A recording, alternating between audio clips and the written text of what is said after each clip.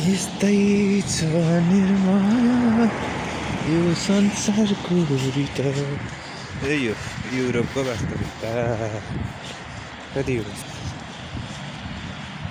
23 बजे भनेपछि 11 बज्यो भनेपछि नेपालमा ठ्याक्क लाएर 1:45 भयो होइन।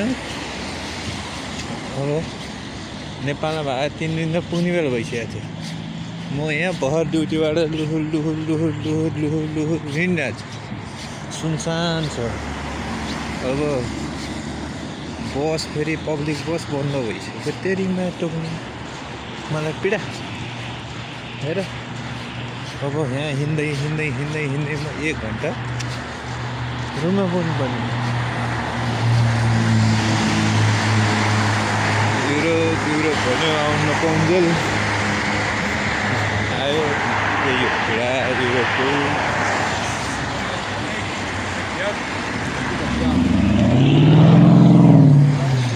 बसमा के छ त बाटो घाटो चाहिँ गाडी रोक्छ त्यति छ, अरू केही छैन होइन।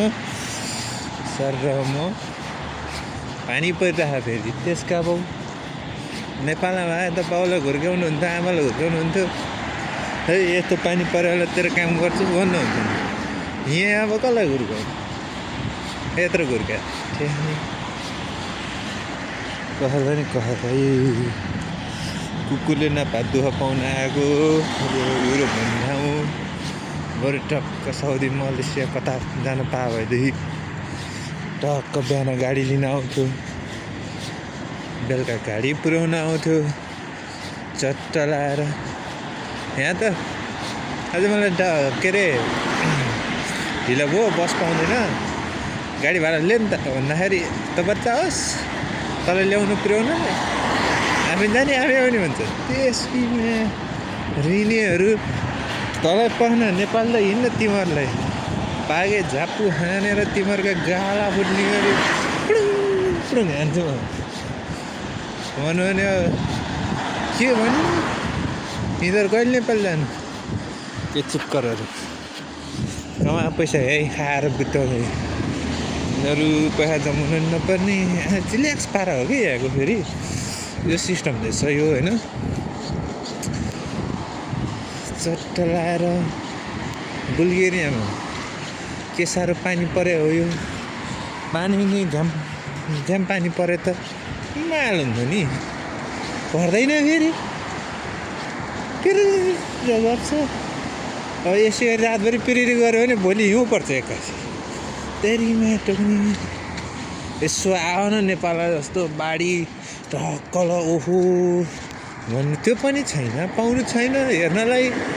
पानी पर्यो भने घाम लाएर माइनस के भन्छ 17-18 डिग्री हान्ने ज्याकेट, त्यो भित्र थर्माकोट लायो, त्यति गर्दा नि जाडो हुन्छ।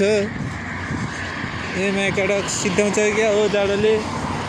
अर्को वर्ष दसैँमा घर जाने भने यही जाडोले जान दिँदैन क्या हो कोही बेला त होइन। खैर केही छैन, जोस् बत्ती चाहिँ झिलिमिली छ है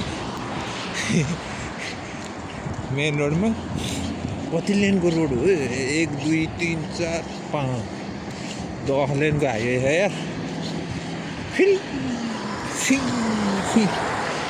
आजभोलि अब जाडो लाएर मात्र अझ नत्र मोटरसाइकलको स्ट्यान्ड हेर्नु पाइन्छ। स्ट्यान्ड र हुली सुली होइन खतरा दिन्छ यहाँ केटाहरूले।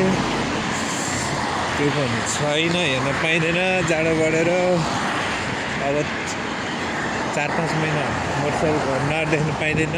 न्याचुरल लाग्छ हौ बाइकको। अब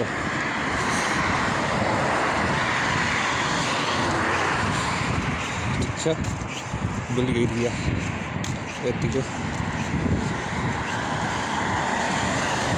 पानी नपरे फेरि यहाँको सोफियाको महानहरूले सुई 3-4 गाडी पानी ल्याएर त्यो पुरै यस्तै गरी सफा गर्थ्यो क्या बेलुका माल भयो पानी पऱ्यो कि आनन्द टोक्नेहरूलाई। काम गर्नु पनि पाएन सुतिरहेको त्यसैमा अल्छीहरू